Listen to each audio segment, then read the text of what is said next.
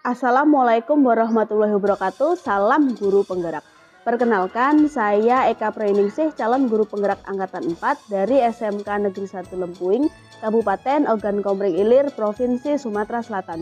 Berikut ini akan saya sajikan kisah aksi nyata saya dalam mensosialisasikan modul 1 pendidikan guru penggerak, pemikiran Ki Hajar Dewantara dan budaya positif yang kami lakukan di sekolah kami SMK Negeri 1 Lempuing. Selamat menyaksikan. Tata Usaha SMK Negeri 1 Lempuing. Modul 1 Pemikiran Ki Hajar Dewantara dan budaya positif di SMK Negeri 1 Lempuing. Tahun pelajaran 2021-2022. Oleh calon penggerak Ibu Eka Prayuningsih SPD dan Ibu Evi Suti.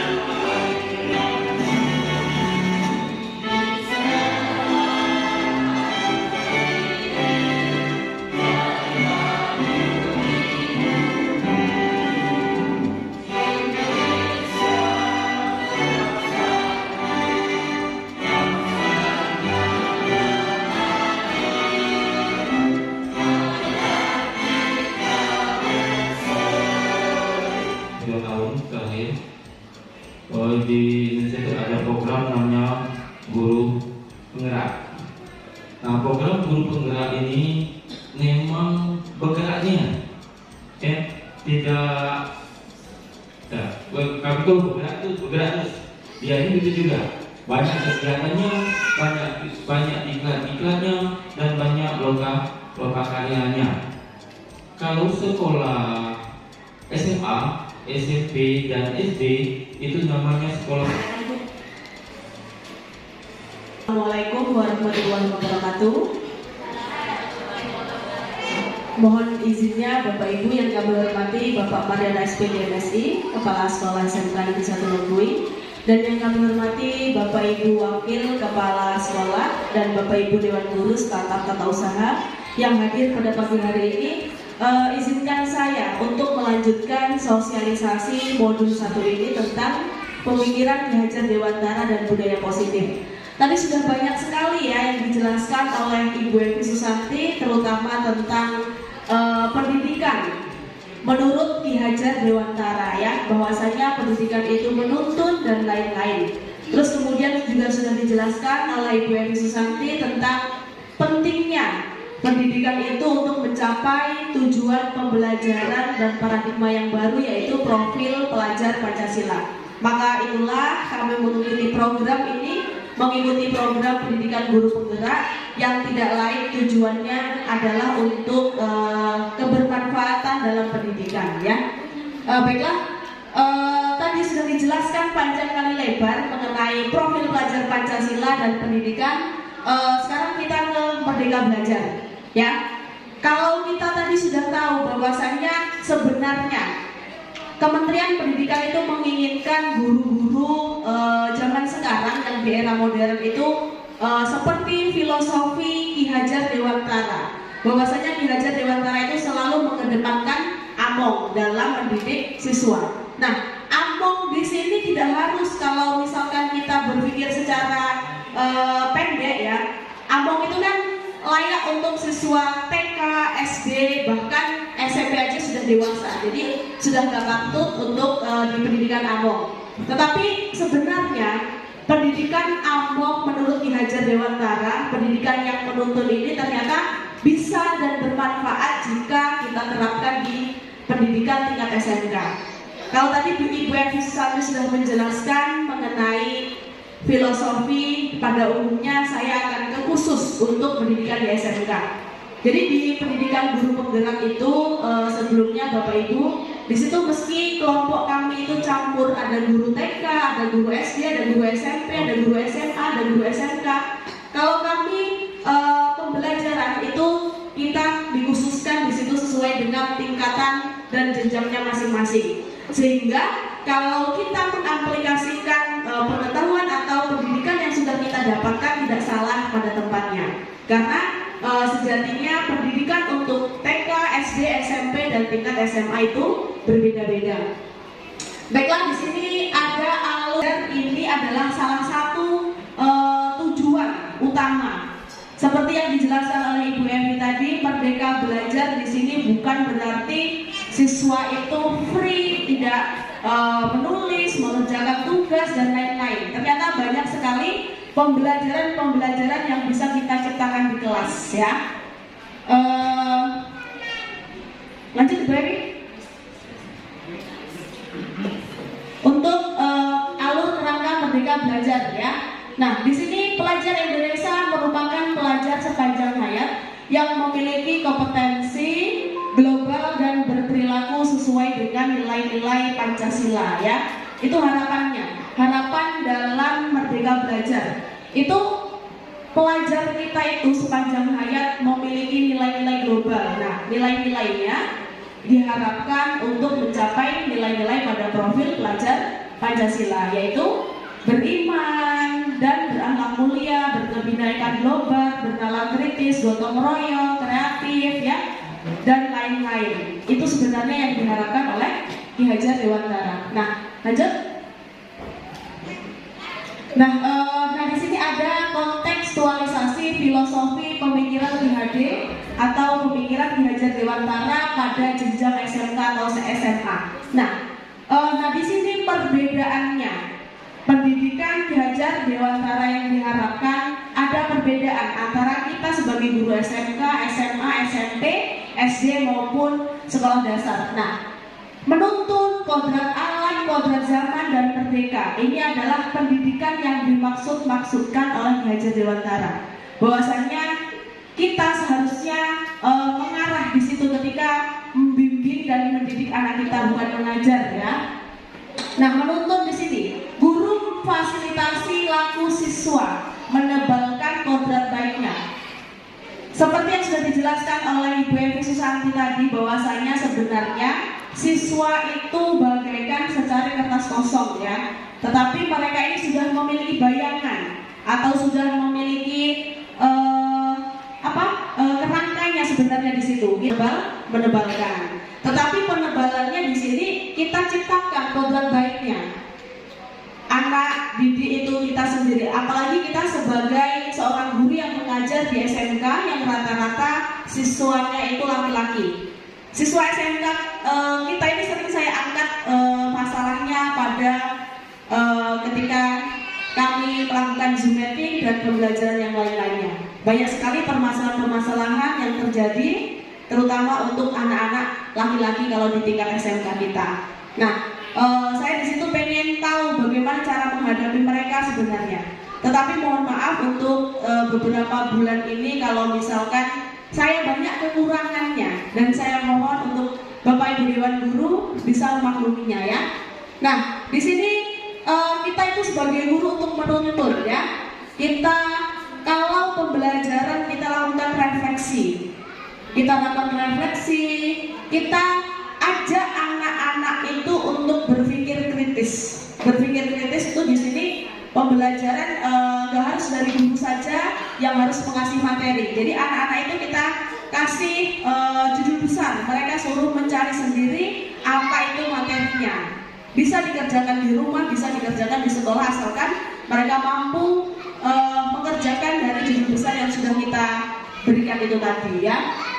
Terus dalam pembelajaran yang menuntun, kita itu juga mengajarkan anak itu untuk kreatif dan inovatif. Apalagi kita SMK Sekolah Menengah Kejuruan yang sudah sewajarnya kalau anak-anak didik di tempat kita itu menghasilkan sebuah karya. Menghasilkan sebuah karya yang kreatif di sini. Karyanya itu nggak harus sesuai dengan jurusan mesin, nggak harus sesuai dengan jurusan yang lain-lain. Karya apa saja bisa.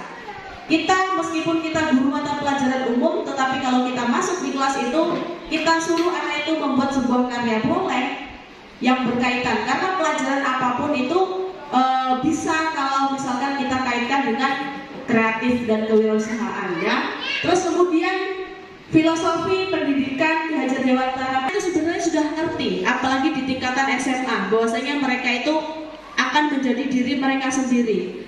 Kita hanya mengarahkan saja, nanti mereka mengikuti mengikuti sesuai dengan pemikirannya sendiri. Tetapi di situ kita menuntun ke arah perbaikan. Seperti kalau misalkan ketemu dengan guru, kita ingatkan kepada anak-anak untuk melakukan senyum, sapa, salam, sopan dan santun ya. Kalau kita analisis bersama untuk karakter di siswa-siswi SMK Negeri 1 Lempuing ini agak melemah ya, terutama apabila berpapasan dengan kita di jalan. Kadang-kadang banyak sekali siswa itu yang tidak sopan terhadap kita. Nah makanya itu tujuan saya dengan Bu Epi mengikuti program guru penggerak ini, mari kita bersama-sama melakukan sebuah perubahan. Bukan perubahan SMK N1 Lempuing dari akreditasi C ke A, itu harapan besarnya sebenarnya. Tapi perubahan dasarnya menemukan passion ya, menemukan passion, potensi, minat dan bakat, proyeksi diri di masa depan. Kita sudah bagus, sekolah SMK Negeri 1 Lempuing ini secara tidak langsung mengarahkan anak itu ke masa depannya ya. Terus kemudian kodrat zaman ya, yang diharapkan anak itu bisa mengerti antara posisi lingkungannya, anak itu bisa paham dan bisa membedakan lingkungan di luar dengan lingkungan di sekolah ya. Terus kemudian merdeka, yang disebut-sebutkan oleh Ki Hajar Dewantara yaitu merdeka, menjadi diri sendiri. Di sini sebenarnya artinya anak itu menjadi diri sendiri tapi tidak lepas tanggung jawabnya terhadap Tuhan dan negara ya. Terus percaya diri dan mandiri. Jadi kita itu sebenarnya punya segala cara untuk melatih kemandirian anak itu agar bisa menemukan jati dirinya. Kita punya segala cara. Meskipun di kelas itu mungkin dengan kita asah presentasi, jadi anak-anak itu bisa menjadi diri sendiri dalam membawakan presentasi itu. Satu langkah supaya anak itu lebih bisa bicara di depan umum sebenarnya, atau mungkin melalui pelatihan-pelatihan organisasi dan lain-lain ya. Lanjut Pak. Terus nah bermain, selama ini Ki Hajar Dewantara karena beliau itu memiliki taman kanak-kanak ya, jadi konsep bermainnya mungkin yang kita kenal secara luas hanya di tingkatan TK dan SD ya. Tetapi sebenarnya bermain itu bisa dalam tingkatan SMK, yaitu bermainnya dengan cara apa? Bermainnya dengan cara berkarya ya. Tidak melulu kompetensi. Maksudnya di sini pembelajaran itu tidak harus kompetensi atau materi-materi terus. Jadi di kelas itu bisa berkarya, bisa diselingi game dan lain-lain. Terus siswa menjadi subjek ya, berpihak kepada siswa yang semua pribadinya unik. Jadi siswa itu sebenarnya memiliki sikap dan karakter masing-masing. Kita sebagai guru hanya menuntun dan mengarahkan untuk mencapai keberhasilan pada karakter yang dimiliki oleh anak-anak itu sendiri ya. Yang terakhir, selamat dan bahagia yang diharapkan oleh kita sebagai seorang pendidik ya. Keadaan yang memiliki rasa bahagia. Jadi anak itu seharusnya kalau kita masuk kelas, kalau bisa kita keluar dari kelas itu, anak itu rasa hatinya lega dan nyaman ya, serta bahagia karena kita sudah keluar dari kelasnya. Bukan anak itu bahagia kita keluar dari kelas karena nggak pengen pengennya cepet-cepet kita keluar dari kelas, bukan yang seperti itu. Pengennya kalau misalkan kita itu tidak masuk di kelas itu 1 hari saja, kita dirindui oleh anak-anak tersebut ya. Jadi kita ciptakan pembelajaran yang aman dan menyenangkan ya. Anak-anak itu memiliki kepuasan batin ya, secara sehat, secara fisik dan mental, serta menjaga kualitas hidup yang baik ya. Untuk sosialisasi modul 1 tentang pemikiran Ki Hajar Dewantara, saya rasa sampai di sini ya. Kita tadi sudah dijelaskan oleh Ibu Evi Susanti mengenai tentang pemikiran Ki Hajar Dewantara. Sudah juga dijelaskan mengenai harapannya sesuai dengan pemikiran Ki Hajar Dewantara bisa mencapai merdeka belajar serta profil pelajar Pancasila. Oke, sebelum kita lanjut ke budaya positif, apakah Bapak Ibu Dewan Guru semua semuanya capek dan stres, kita diam sebentar ya. Kita diam sebentar.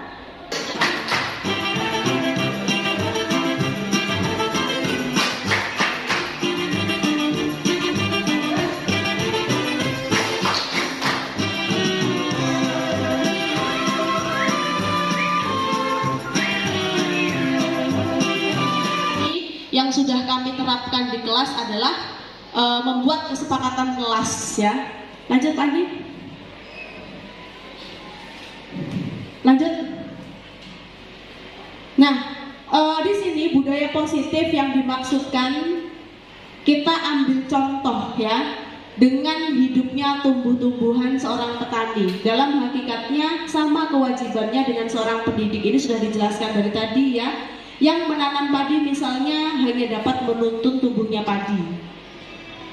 Ia dapat memperbaiki kondisi tanah, memelihara tanaman padi, memberi pupuk dan air, membasmi ulat-ulat dan jamur-jamur yang mengganggu hidup tanaman padi dan lain sebagainya. Nah, kita tadi sudah tahu bahwasanya anak itu kita ibaratkan seperti biji padi ya, yang harus kita sebagai seorang petani yang memberikan pupuk, memperbaiki lahan, dan mau dijadikan apa sebenarnya anak-anak padi atau benih padi itu tadi, berhasil atau tidaknya, panen atau tidaknya, tergantung pada kita Bapak Ibu Dewan Guru yang diibaratkan oleh Ki Hajar Dewantara sebagai seorang petani. Kalau pekerjaan itu kita kerjakan bersama-sama, saya rasa akan sukses dan berhasil. Bahkan mungkin tahun ini bisa untuk meningkatkan akreditasi di SMK Negeri 1 Lempuing dari C menjadi ke yang lebih baik, asalkan kita semua sebagai Bapak Ibu Dewan Guru kompak dalam mengerjakan tugas. Kita tanamkan budaya positif dari yang kecil, seperti salam, seperti sopan, seperti santun. Membiasakan anak itu membuang sampah dengan baik pada tempatnya ya. Kita bicara dengan anak dengan kata mohon, tolong, dan pada Ki Hajar Dewantara. Nah, di sini ada perbedaan antara keyakinan kelas, hukuman, dan penghargaan. Budaya positif yang saya ambil dalam modul 1 di Guru Penggerak ini, saya dengan Bu Evi itu membuat kesepakatan kelas atau keyakinan kelas. Dan kesepakatan kelas ini sudah saya jalankan dengan Bu Evi Susati pada kelas 10. Dengan harapan adanya kesepakatan kelas atau keyakinan kelas itu dapat menciptakan perubahan pada kelas-kelas tersebut. Yang awalnya kelas tersebut tidak rapi, setelah ada kesepakatan kelas atau keyakinan kelas, harapannya kelas tersebut berubah sesuai dengan apa yang sudah mereka sepakati ya. Lanjut baby. Nah, di sini ada keyakinan kelas dan kesepakatan kelas ya yang sudah kami buat di kelas 10. Kesepakatan kelas dari Bapak Ibu mata pelajaran, Bapak Ibu Dewan Guru mata pelajaran itu berhak untuk membuat kesepakatan kelas. Apabila Bapak Ibu rasa kelas tersebut kurang untuk bisa kita kontrol. Terutama contoh misalkan kelas 10 ATP 1, yang kelas 10 PKR atau mungkin ya. Selain Bapak Ibu wali kelas, Bapak Ibu Dewan Guru mata pelajaran juga berhak untuk membuat kesepakatan kelas. Kesepakatan kelas yang kita jadikan keyakinan kelas ini bermanfaat sekali buat kita. Misalkan, contohnya, pada saat pembelajaran PPKN atau Bahasa Indonesia, harus guru dan siswa harus datang tepat waktu. Saya kalau misalkan ada kesepakatan di kelas tersebut, saya datangnya tepat waktu on time. Ada siswa atau enggak, saya masuk di situlah. Nah, jadi sedikit-sedikit kita ada perubahan nanti. Contoh yang lain, selama pembelajaran PPKN dilarang ribut. Jadi selama pembelajaran berlangsung selama 1 jam nggak ada sama sekali suara anak-anak tersebut. 10 ATP 2 ya. Padahal ramai dan panas sekali di situ. Ketika saya masuk pada saat pembelajaran PKN nggak ada sama sekali yang bersuara. Karena mereka sudah ada kesepakatan yang ditandatangani oleh seluruh anak-anak itu dengan saya. Dan kesepakatan ini kalau bisa jangan berjalan 1 hari, 1 minggu, 1 bulan, kalau bisa seterusnya. Dan adanya kesepakatan kelas ini harus juga kita imbangi dengan keyakinan kelas. Salah satu contoh keyakinan kelasnya, kami guru dan siswa saling menyayangi, saling menghargai, kayak gitu. Kami siswa yang menegakkan aturan kebersihan, kami siswa yang saling menyayangi dan lain-lain, kayak gitu. Ya, contoh peraturan kelas atau kesepakatan kelas yang lain, aktif dalam pembelajaran, sebelum berdoa, sebelum dan sesudah pembelajaran. Baik itu jam pertama, baik itu jam kedua, jam ketiga, boleh berdoa sebelum kita memulai pembelajaran. Nah, kesepakatan kelas yang kecil yang seharusnya diterapkan di TK ini ya, biasanya di TK, di SD, sebenarnya bisa kita terapkan di tingkat SMK. Karena perubahan itu dimulai dari sejak yang kecil ya Bapak Ibu ya. Misalkan contohnya peraturan atau kesepakatan kelas tadi, tapi di sini umum ya. Selalu kembalikan buku ke tempatnya. Di situ dapat poin yang kita dapatkan adalah rasa tanggung jawab anak tadi.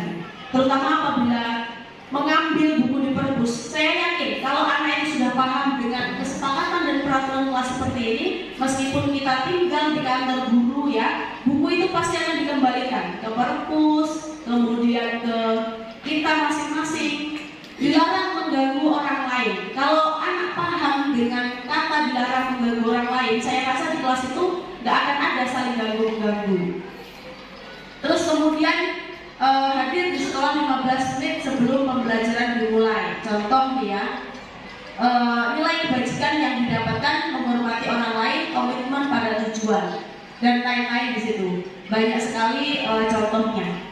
Tapi bisa kita ambil beberapa dan kita sesuaikan dengan kelas yang kita masuki tadi ya. Insya Allah nanti berlanjut di kelas 10, kelas 11, dan kelas 12. Terus kemudian, nah di sini ada dihukum oleh penghargaan.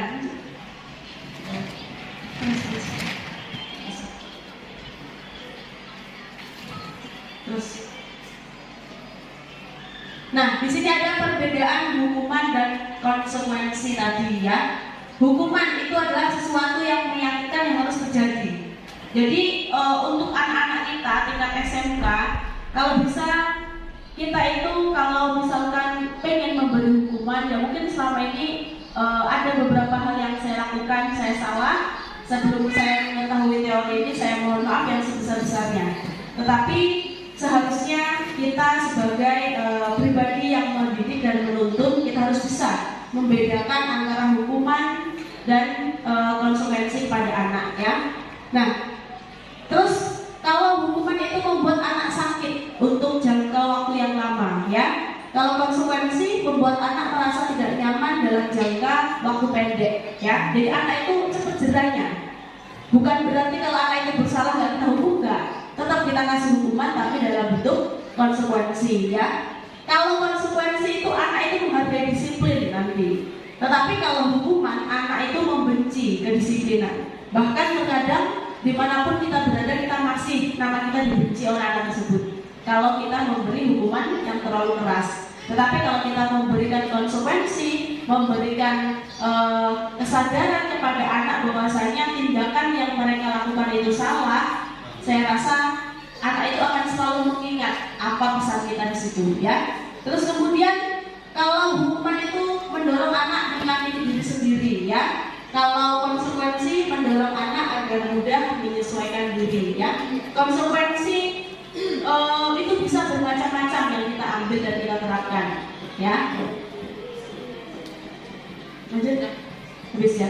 Nah, Bapak Ibu Dewan Guru, demikianlah tadi mengenai budaya positif yang bisa saya sampaikan. Nanti masih ada sedikit lagi yang akan disampaikan oleh Ibu Evi Susanti, lanjutan dari budaya positif ini. Mohon maaf apabila dari awal hingga akhir saya melakukan kesalahan, dan semoga apa yang saya sampaikan bisa bermanfaat kepada Bapak Ibu Dewan Guru. Terima kasih, saya akhiri. Wassalamualaikum warahmatullahi wabarakatuh. Sebelum kita lanjut ke materi, kita ice breaking dulu ya Bapak Ibu. Kita berdiri. 5, 4, 3, 2.